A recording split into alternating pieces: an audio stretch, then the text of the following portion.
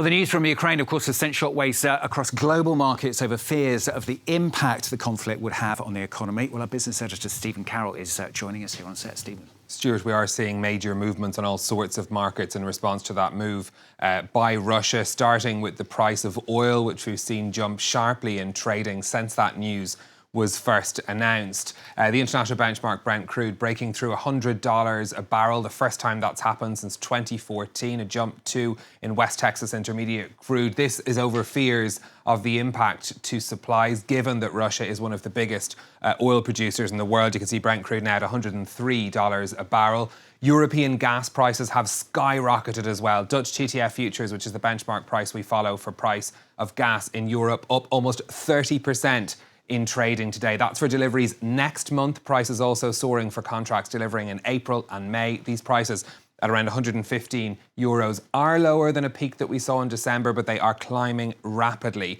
Remember that Russia is the world's second largest producer of natural gas. They provide around 40% of Europe's supplies. Gas flows from Russia have been falling in recent months, and European officials have said they can get through this winter without more European gas. But what we're seeing on the markets tells us there are still big fears over future supplies.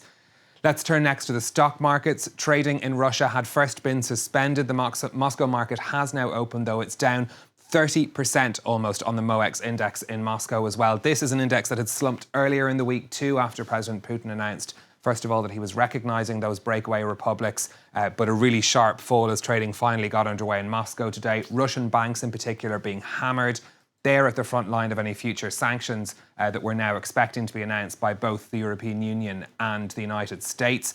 This is the picture on the European markets at the start of trading today. Sharp falls across the board. London, Paris and Frankfurt there, all sharply down. Again, adding to the sell-offs that we've seen over the past week. Construction, travel and leisure shares, industrial companies all seeing major falls. These are sectors that are worried about how it's going to impact their business, but there are also sectors that do trade with Russia, and of course that's something they're worried about as well. And to give you the full global picture, this was the Asian market picture from trading. The Nikkei in Tokyo down 1.8%, the Hang Seng in Hong Kong down over 3%. This is a global story for the stock markets as well.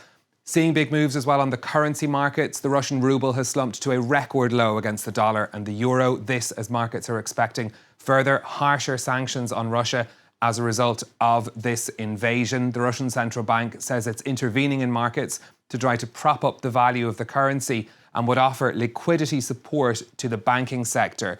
Now, it does have the reserves to do this. As we've been reporting, it's been building up those reserves since 2014. So it has both foreign currency reserves, almost $500 billion, and gold reserves of over $130 billion. That gives the Russian central bank and the Russian government, to an extent, a financial cushion to be able to weather the immediate storm. But of course, that is not an unlimited cushion provided in the financial sector. Now, we're seeing big price jumps too in various foodstuffs as well. The price of wheat and corn both jumping in trading today. You can see wheat up 5.5% there, corn up 5% as well. This is over fears that exports from Ukraine could be disrupted from this. Ukraine is known as the breadbasket of Europe because of its huge agricultural exports. In fact, Ukraine supplies 16% of the world's corn and 12% of the world's wheat. A large proportion of these exports go to the Middle East and Africa, which means disruption to those supplies could have massive effects on prices in those countries as well. Now, aside from crops, Ukraine's other main exports include rapeseed, soybeans, seed oils, iron products. The country's biggest trading partner is the European Union, but it's also a big trader with China, with Russia, although that figure has fallen sharply in the past few years due to the conflict in the Donbass region. Big trade relationship too with Turkey. Belarus, the United States, is sixth on that list as well.